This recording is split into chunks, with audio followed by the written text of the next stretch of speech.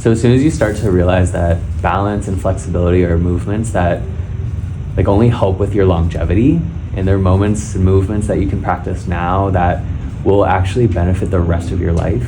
Those are the first things to go when we get older, and they cause injuries and they cause issues later in life. So it's not always like the harder, stronger, bigger exercises, but sometimes it's stretching or assisted stretching or just like reaching your arms above your head in the morning, moving the body, moving the energy, moving your spine. Like the simple things really make the biggest difference. We look at ourselves in the mirror and that's what we see. So we're like, that's the first thing we notice about our posture. Like, oh, our chest is starting to dip in. Start to think about it like in an energetic way of like, or is it just the posterior chain of you is getting stagnant because you're not moving those arms in all the ranges of motion that it can? And sitting in front of a computer, if that's where we work, doing this, you're driving cars, you're slouching in, you're side sleeping, you're slouching in, you're washing dishes, you're slouching in. So learning how to open up through the back of the body. Yeah, I love that. And I think too, more and more research now is talking about like low impact exercise. So that's why they're saying like walking is probably one of the best things you could do for you. Mindfulness. Or swimming. Like we put so much stress on our bodies, and I think our culture is so shifting towards getting big and how we look in the aesthetics, when if you look at longevity, like it doesn't care about your aesthetics. What it cares about is your general health.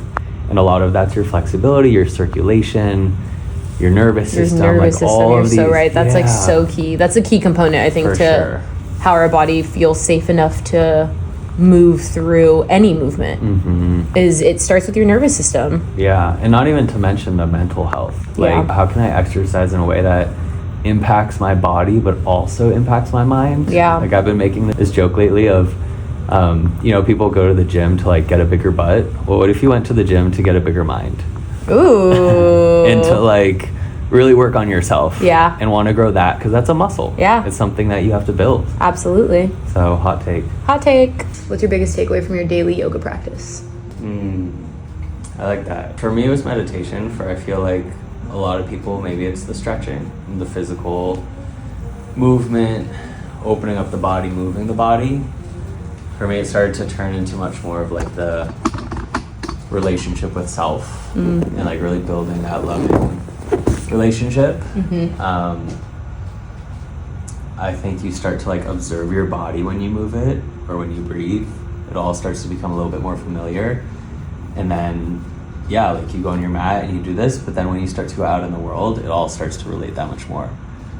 So then like someone cuts you off on the road and you learn to like not flip them off, but like maybe you take a deep breath instead. Those are like the little moments you're like, wait, this shit actually works. It's like, this can change my life.